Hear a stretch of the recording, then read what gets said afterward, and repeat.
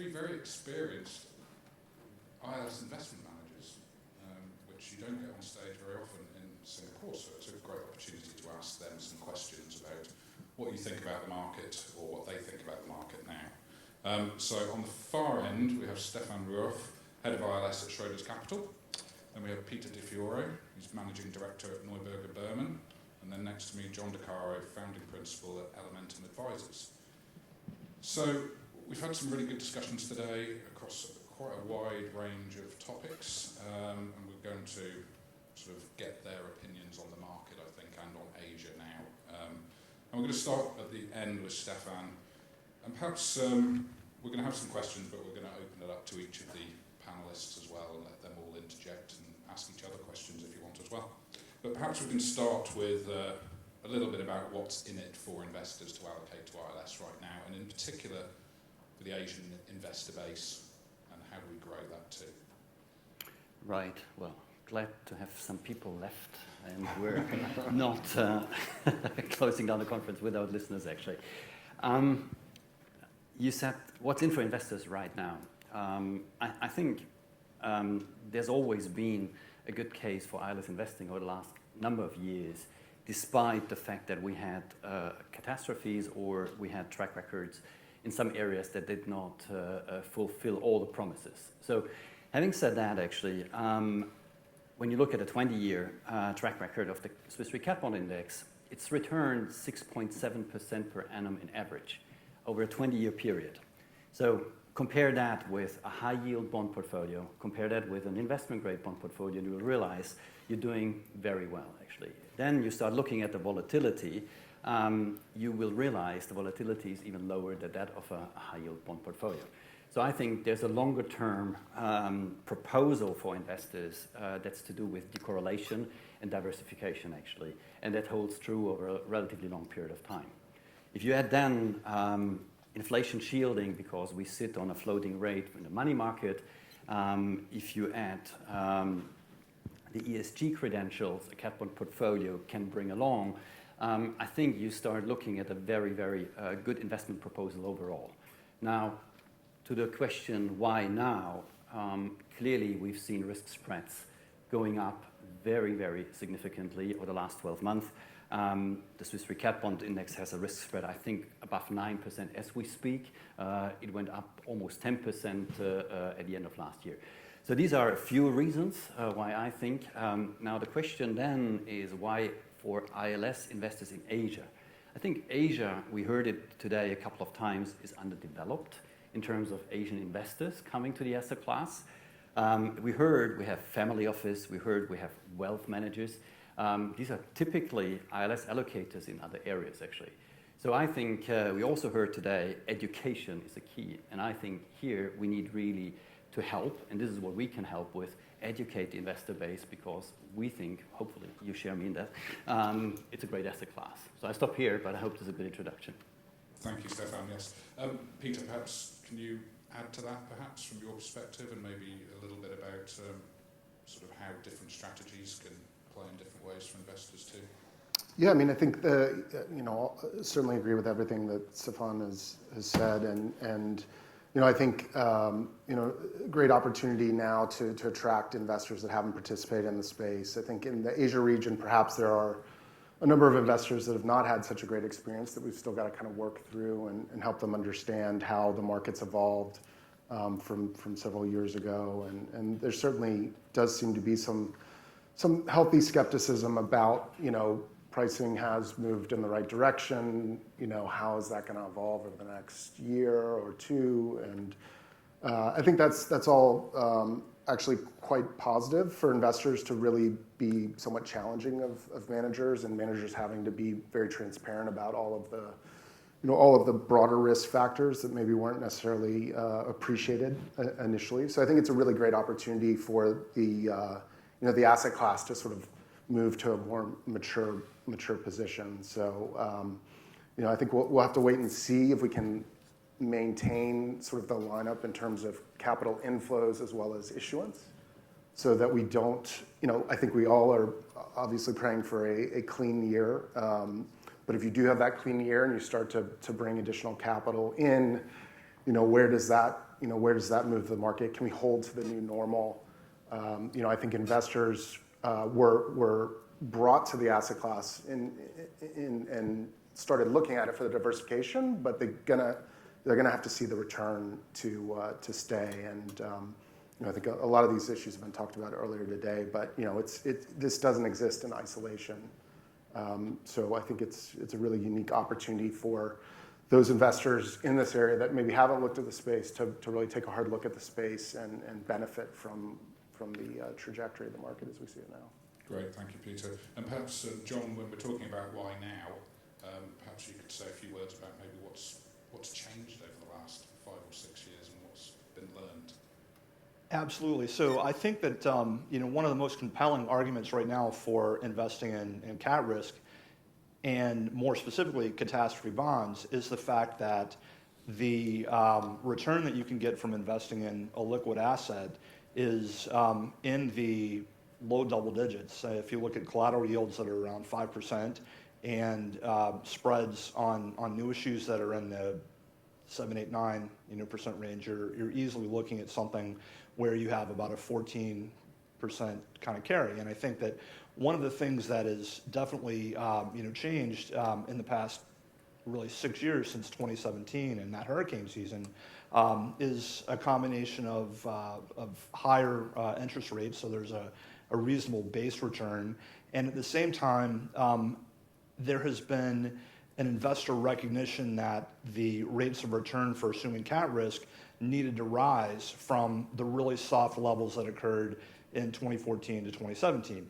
So I think that what we are at is that there's kind of been a strategic repricing higher in terms of the return that investors are demanding that corresponds with an increase in the price that cedents are willing to pay for protection. And I think if you look at those factors, you have a very compelling investment product. And one other point that I would make is that Stephan made the point earlier about cat bonds generating about a 7% annualized return for 20 years. And there has only been 1 year in the history of the Swiss Re Cat Bond Index where it was negative, and that was last year. And if you look at the returns year to date, they've already surpassed the losses that occurred in 2022. So, we believe that you can generate a reasonable, attractive, and stable return for taking event risks that are fairly remote and less likely to occur on a year-to-year basis by investing in the catastrophe bond product. And it's an impressive track record, and the negativity last year in the index has all been earned back, so investors actually were paid for retaining their positions. So on to the next question. Now, I'm going to turn to you first, Peter, with this one. So obviously ILS has resumed growth as a marketplace, so obviously the cat bond market is where we're seeing the most growth right now, but some other segments seem to be beginning to show some promise in terms of assets raised. But the growth could potentially accelerate if the market can deliver on investors' needs as well. And I'd be interested to hear how you think we could drive sort of a further institutionalisation of the asset class to ensure it can capitalise on the potential and the strong investor interest for alternative assets generally. Really, ILS should be a segment of their portfolios. Yeah, I mean, I think we all realize that the potential for much larger asset classes is here. We've talked about the disaster gap and the fact that although ILS is roughly $100 billion, there's trillions and trillions of dollars of risk out there that underlie. And I think it's great to see the return to sort of growth in the market, but as I was sort of alluding to earlier, I think that both sides of the issuers and the investors need to work together with the intermediaries and ensure that we create sort of sustainable demand and supply in the right in the right form. So on the issuance side, continuing to see cedents who value diversification across multiple different types of capital providers and not simply looking for the cheapest opportunity, thinking more long term. Rating agencies and regulators certainly have a role to play in ensuring that those initial risk takers are properly transferring on risk into other structures. On the investor side, investors maintaining discipline, and as they see growth of AUM, which is always a key goal of an asset manager, ensuring that you're still maintaining that underwriting discipline and being demanding of appropriate terms and conditions that make sense for your end investors. So, I think that's a lot of the considerations to ensure that the asset class continues to grow, and for cat risk specifically, as alluded to earlier, we do have a clean year, and we do see continued significant inflows. Really ensuring that the market realizes that yes, we have seen significant increases in pricing over the last several years, but a lot of that was kind of needing to happen because there had been periods of time where the pricing had been potentially less than it should have been, and the underlying risk, as we all know, is increasing as well. So I think that's a lot of the challenge in the near term, and then longer term, just continuing to educate investors. As I mentioned, there's a lot of skepticism. I think investors see the value of this being a very fundamental diversifier because it is so different. But because it's so different, it's also really hard to sort of educate your investment committee, especially when things go wrong.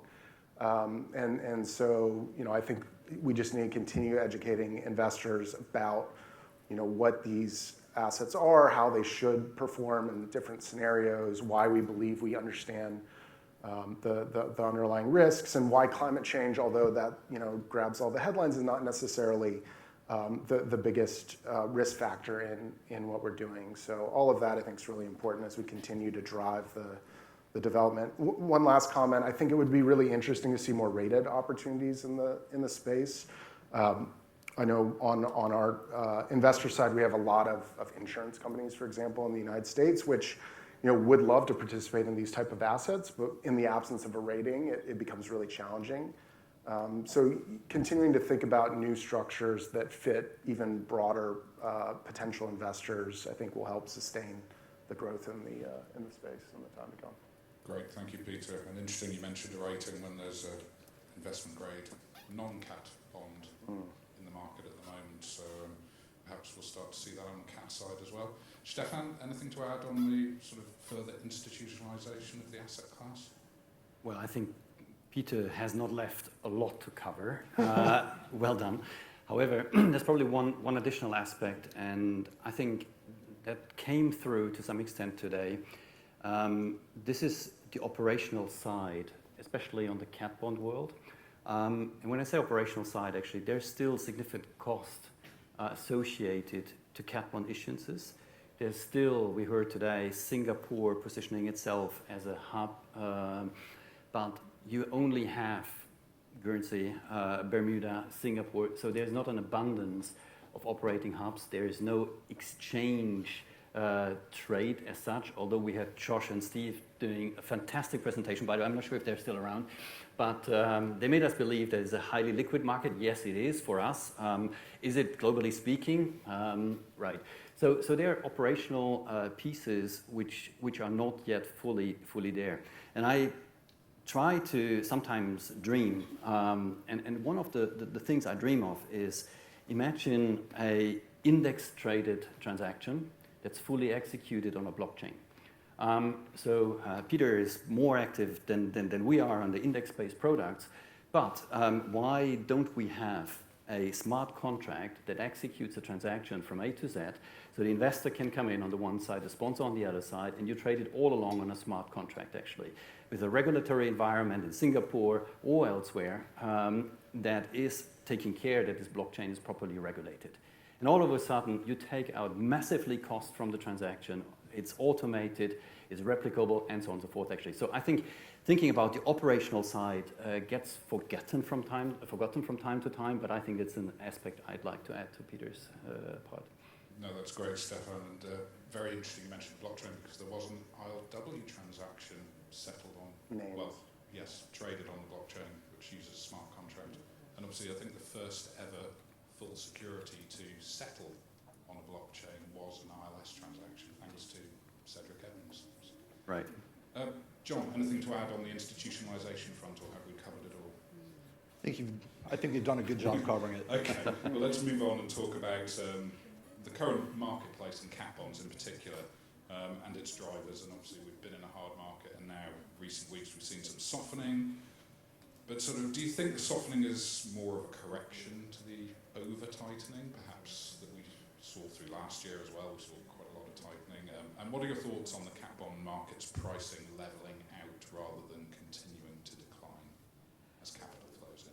So we would articulate our view that the cat bond market is still very attractive and that pricing is in a hard and elevated market. And we would note that spreads have contracted by about 500 basis points since the end of September, after they spiked in the immediate aftermath of Hurricane Ian.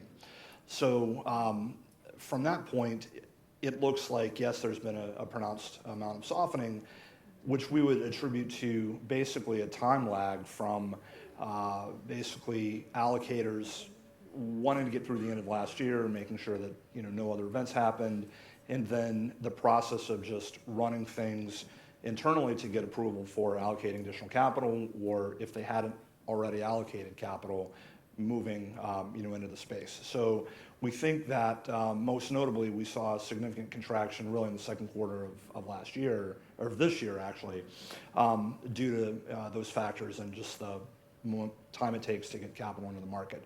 Having said that, there was a tremendous amount of capital that left the market prior to 2022 and continued to leave after Hurricane Ian, that we think sets the stage for a longer, more sustained period of higher pricing. To put things in context, the average expected return on cat bonds has been around 4% for the past 10 years. And today, we're looking at expected returns of around 7%. So there's plenty of room left for additional capital to come in and pricing to drop over the next 12 to 24 months and still be, before we even get to an equilibrium level of pricing. So in our view, I think it will definitely take time for more capital to come into the market, but clearly I think spreads have peaked after Ian and are kind of on the way back down. Thank you, John. No, it's very interesting that you think there's a timing issue there with inflows that has created that sort of wave of capital that's helped to just soften it slightly. There was a report out last week, I think, from Swiss Re, which said in P&C insurance they expect there to be a deficit of capital still rolling into 2024, and they expect that to knock on into the reinsurance market as well, which obviously means spreads should remain that bit higher as a result. Stephan, any thoughts on sort of the spread environment today? Yeah, what we should probably add on top is we still have inflation as a persisting phenomenon as we speak, actually. And especially in the US, we still have above 5% inflation. In Europe, we are probably closer to 7, 8. In the UK, probably even higher, which means the need for protection buying is not going backwards, it will further increase. Which means we have a need of capital that's sustained out of the industry itself that needs to be covered, actually. So I think this is probably something to add to John's points, because this will help also to stabilize, I think, the level where we are. No, I'm glad you mentioned inflation, actually, because I was reading something the other day that said that while inflation is very high in the UK, I know that all too well, and in the US it seems to be coming down quite well, rebuilding costs are rising much quicker in the US, where in the UK our rebuilding costs soared through the roof at the start of the pandemic when we had supply chain issues. So there's a bit of different countries balancing out, and perhaps the inflation is actually more entrenched than we think in everywhere, including the US. Peter, anything to add? Yeah, and I think one interesting aspect that's relevant for ILS in terms of the comment around inflation is, I think our view is that the catastrophe models tend to lag, and we are seeing a release of new updates from many of the large vendors that are actually moving quite significantly year on year. I think trying to continue to capture that move that we've seen since 2020, 2019, that'll continue to provide upward support on the market. We believe and hope. I think the other characteristic of the capital market that we haven't talked about yet that's valuable for investors is the quality of the paper has actually gotten better over time. So the terms and conditions have become more favorable, and the structures are better than they were 5, 6, 7 years ago. So that's something the models don't necessarily resolve as well, but is is qualitatively a good benefit for investors in the space. And then I just say one question I think we have is, it's clear that the demand for paper is going to continue. These inflows are going to continue to come from investors, and there is a significant amount of maturity in the next 2 quarters as well. So I think the real key observation will be how the actual issuance of paper plays out. Will we continue to see cedents showing up and issuing? And it's great to see groups like Blackstone show up, and to the extent that we can get more commercial corporates participating, I think all of that bodes really well for the longer term success of the market as well. Yes, listening to the panel earlier today with the corporate risk managers, it seems there's an education process there as well, which potentially needs the insurance brokers to really step up and start to discuss ILS potential for large corporate buyers. So I'd like to move on now and maybe think more about the investors and sort of what you're hearing from them, what their sentiment is like on the market today, and in particular in the Asian region. I'm assuming you've all had some meetings while you've been in the region with some investors, prospective or existing. What kind of feedback are you receiving as you discuss existing or new ILS allocations? And I'll go to you first, John. There's a significant amount of interest in ILS at this point in the region, and particularly I think there are a number of opportunistic investors who are seeing sort of the level of spreads and returns on cat bond products, and they're also looking at the size of kind of the capacity needs and commensurate price increases in reinsurance as well. So what we're seeing notably is a little bit of a barbelling of interest in terms of the investment products. On the one hand, there's a significant demand to invest in catastrophe bonds because they're liquid and you can generate 10 to 15% returns for taking fairly remote levels of event risk. On the other hand, there's also a recognition that pricing has widened very dramatically because of capacity needs in Florida and the Southeast. And so some of the higher risk reinsurance layers are offering significant levels of return due to the post-Ian market environment. So we're really seeing kind of a bifurcation of interest along those 2 extremes, with less interest for primary reinsurance in terms of kind of the traditional layers of reinsurance that may have been impacted from events between 2017 through 2021. Interesting. So do you think that investors are more positive or less in general now? Are investors some of them beginning to get over the spectre of losses from prior years perhaps? Are they beginning to see the benefits coming through? And do they understand the changes that have been made to terms and conditions, I guess, as well? That, I think, is still a work in progress. I mean, it takes a long time for an investor to basically run through the process of getting educated about the asset class, starting to figure out how they would implement a strategy within their investment portfolio, and then running it through their investment committee to ultimately get to get the authorization to invest. So our view right now is that there's definitely investors who had not participated in the asset class before that don't have the experience of the past 5 to 6 years that are basically doing their homework, evaluating how to participate, and then looking to sort of move forward.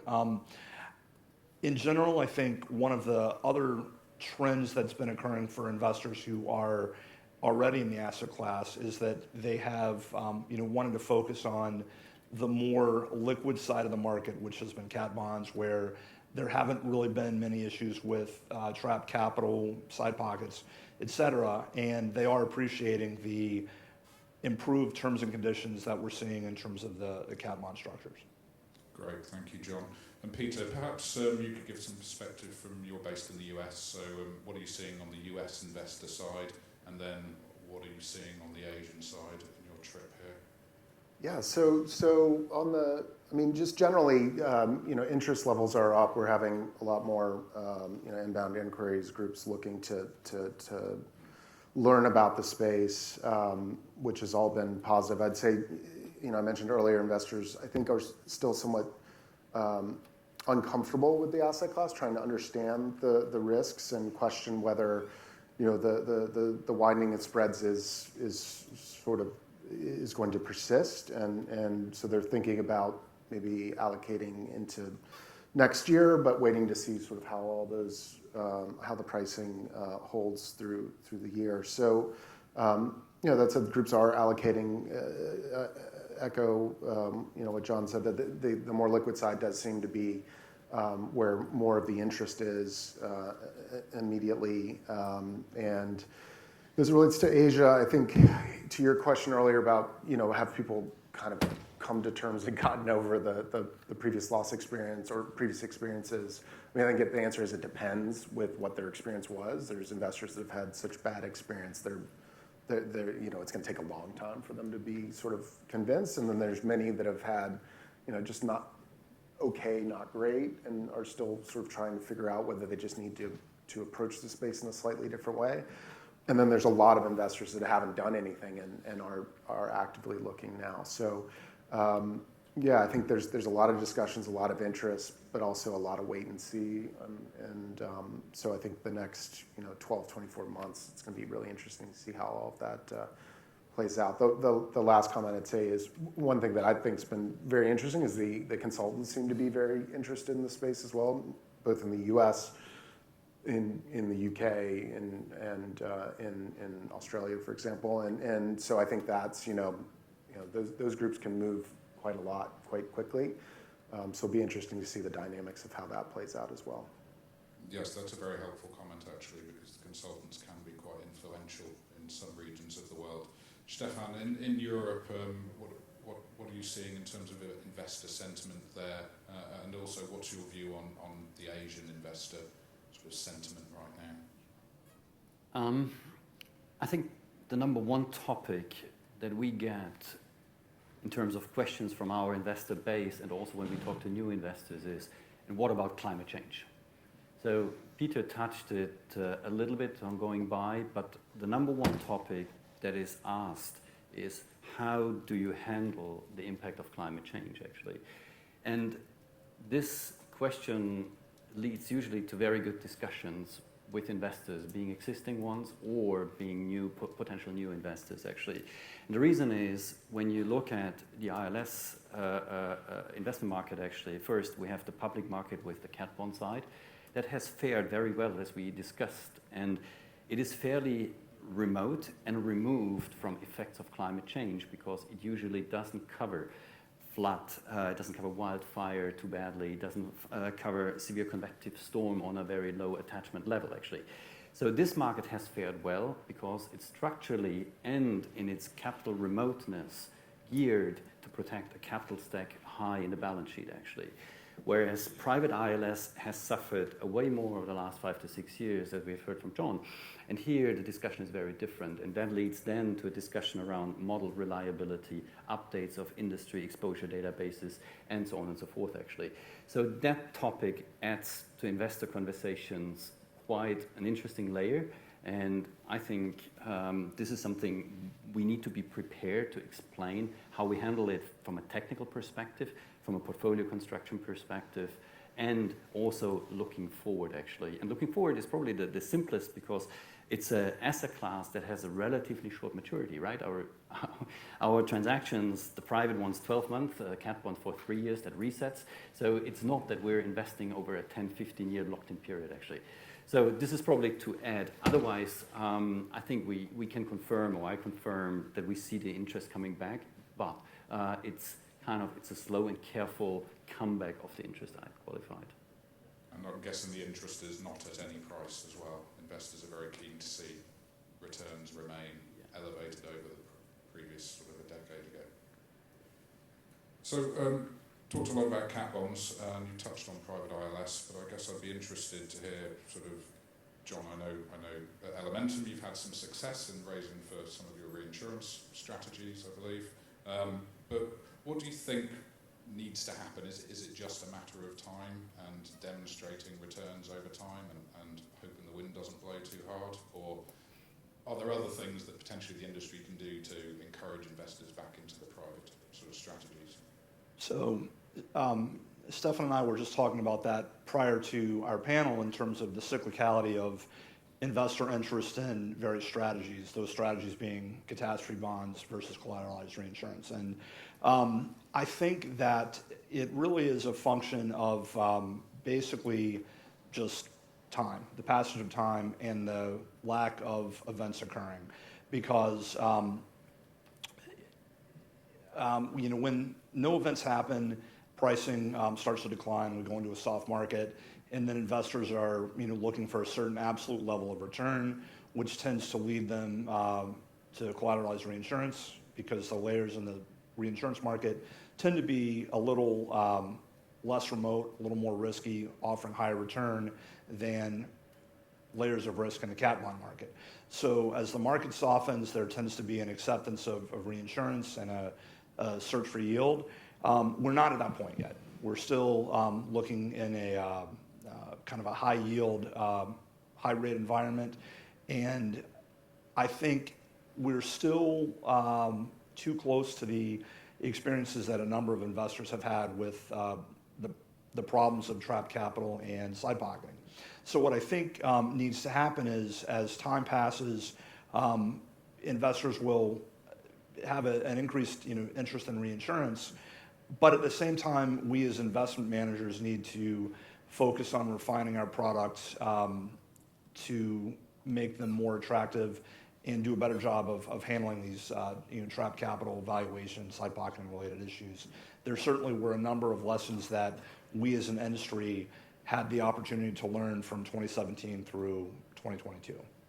Absolutely, yes, a very difficult time and very complex events as well. Now, moving on to you, Peter, makes me think, I know Neuberger, Berman, you've had sort of quite a focus on industry index transactions in the past. Obviously, a lot of those are in the retrocession space, and the retrocession market is an area where really capital is quite constrained still in traditional reinsurance. Is that an opportunity, do you think? But obviously, this is also an area where investors suffered some losses in the last 6 years. What do you think for the prospects for that sort of space, the index transactions? I know we're seeing them in cat bonds, but do you think at the lower levels we might see some coming back as people require retrocession? Yeah, I mean, I think we've seen a significant amount of deal flow this year relative to past years for that very reason. And it's always I think that the cat bond market and seeing the issuance of retro index deals there, is highlighting that the demand is large enough that it makes sense to go into those structured products and spend the money and time to issue those versus doing maybe more on the private side. But we're certainly seeing a lot on the private side. So yeah, I think we're continuing to see a lot of interesting opportunities there. And to the point of the terms and conditions, we are seeing some beneficial developments in terms of sort of the post-event process and trying to create more investor-friendly structures there. And that's something that we hope will persist beyond just the current sort of hard market. Because the challenge that I think investors face is sort of, there's always this comparison to the traditional market. Oh, this is done this way in the traditional market, and that's just the way it's been done and how we need it. And that really makes it challenging, because I think very small changes on some of these structures can really help create a lot more investor comfort. And the teams probably aren't giving up a whole lot to concede to those. So, yeah. Great, thank you, Peter. So, I mean, on that front, in this sort of retrocession space and areas like that, there is definitely a need for capital still. And obviously, the ILS market has an opportunity to, if not provide that capital, then it's capital to protect against climate-related perils. Stephan, do you have hopes for sort of market growth into new avenues on the catastrophe and climate side? On the cat side, but not being peak perils.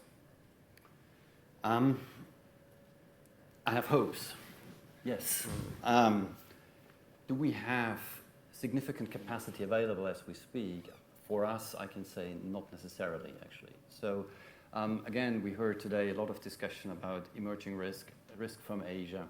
I think the promise we give to investors that we do investment proposals on data, reliable modeling, and modeling that has proven in time, actually. So for many of the emerging risks in areas that are not very well developed, such as US or Europe, New Zealand, or probably Australia, put that together with the effects of climate change, we are in an environment where we at least see a high uncertainty in the modeling. That leads us to say it's very difficult for us to provide investors money to fund that uncertainty, actually, which would in turn either increase the risk spreads very significantly or the price you pay for that uncertainty, actually.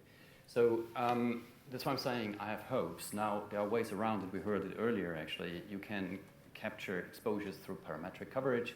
We've seen the World Bank issuing cat bonds that work very well, actually. So there are ways around it, and we do support those ways around it, trying to be innovative, support bonds that come to market. However, if we look at what I would call the traditional reinsurance way transferred into the capital markets based on unreliable modeling, we would not have the capacity. However, if you go to new ways being, as I said, parametric or others, happy to support.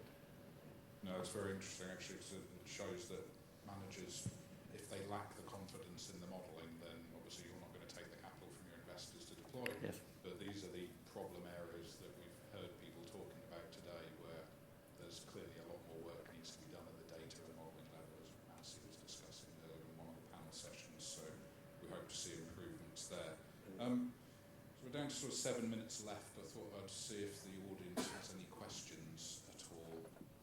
We have a mic somewhere, but we'd need to see your hands if you have a question for the panel.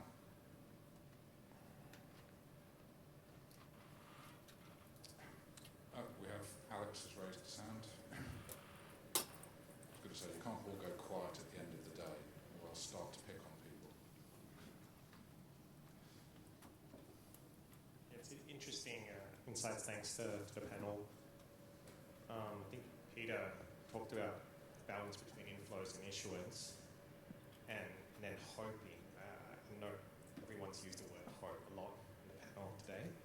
Hoping for a clean year, right? So, with that context, how mature actually are the investment communities, particularly when this asset class has been around for what, 30 years at least? So, are we seeing among, let's say, the more mature investment group, that sort of appreciation, as John Searle would have put it, acceptable mode of failure? Let's say if a cat bond was issued and they had a poor experience in the first year rather than in the last year of that tenure. I can say something. Well, so, I think a few comments on that. So I think the investors are quite mature and they're big boy investors, and I think they realize that it's a risk premium strategy and you're being paid to take risks. And so, if you have a year that unfolds with risks that are expected and there are, the performance is not the no loss performance, I don't think that's necessarily an issue. But, if there is a surprise loss or an outsized loss relative to expectations, and that's, again, the 6th year of problems with that. So, I think the ILS space is maybe a little bit better protected from the losses year to date because of increased retentions, right? If you look at severe convective storm in the US, there's been pretty significant losses year to date that are running well above the 10-year average, but most of that's being retained by insurance companies. hurricane season's just getting started. The forecasts are starting to trend more aggressive, and obviously we have to see how that plays out. And obviously there's other perils as well. So yeah, I mean, I think as long as there's not basically surprise losses or outsized losses relative to expectations, I think that's okay. But there's obviously a lot of time left in the year. Yeah, I mean, I think that's really a good point, and I think investor expectations need to be aligned with the way that they're actually assuming exposure to ILS. I think one of the areas where there was kind of a mismatch has been in investors who are invested in a lot of reinsurance or don't necessarily understand what they're investing in compared to products that are more exposed to, say, catastrophe bonds or more remote risks. If you look at kind of the cat bond market and how it's developed over the past 25 years, a lot of, that market was designed to provide coverage against low frequency, very high severity risks. And as the market developed and it got, I think, softer, there were a lot of investors who were really looking for yield and looking for more, they were willing to accept higher expected losses and more risks. And so, as a transaction sponsor, what they wanted to do was basically provide, the same type of protection for their cat bond that they were getting in reinsurance form.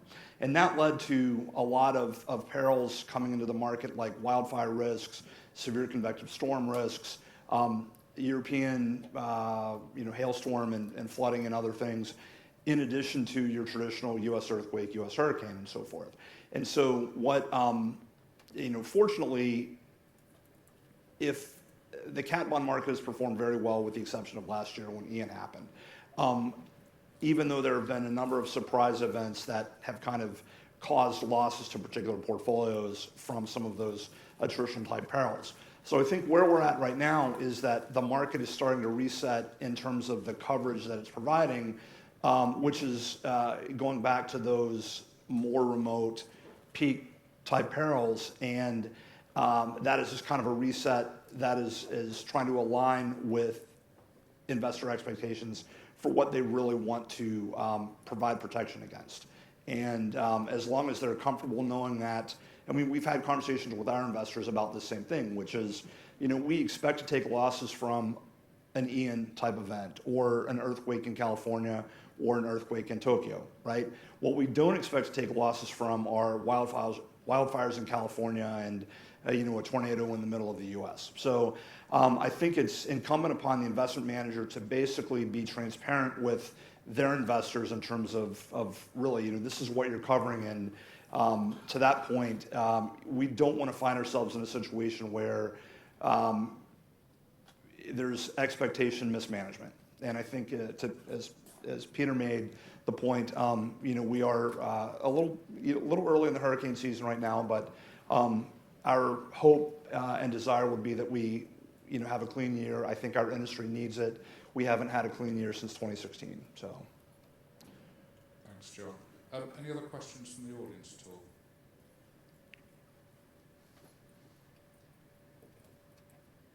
No. Well, given that we're actually running very low on time now, I'm going to start with Stephan and ask you sort of what are your relatively brief hopes for the rest of the year?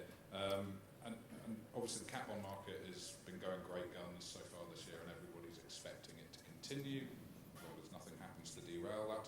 But have you got hopes for other product sets? You have your life funds, for example.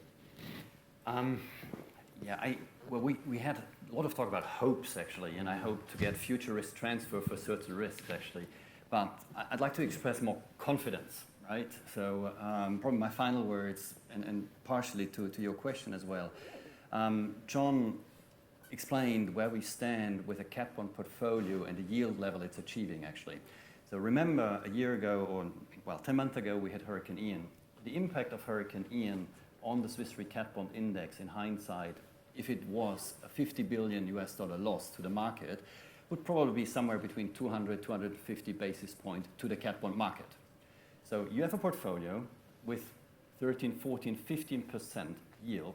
So you withdraw the 200 basis points, you still come up with an investment return that's above 10%.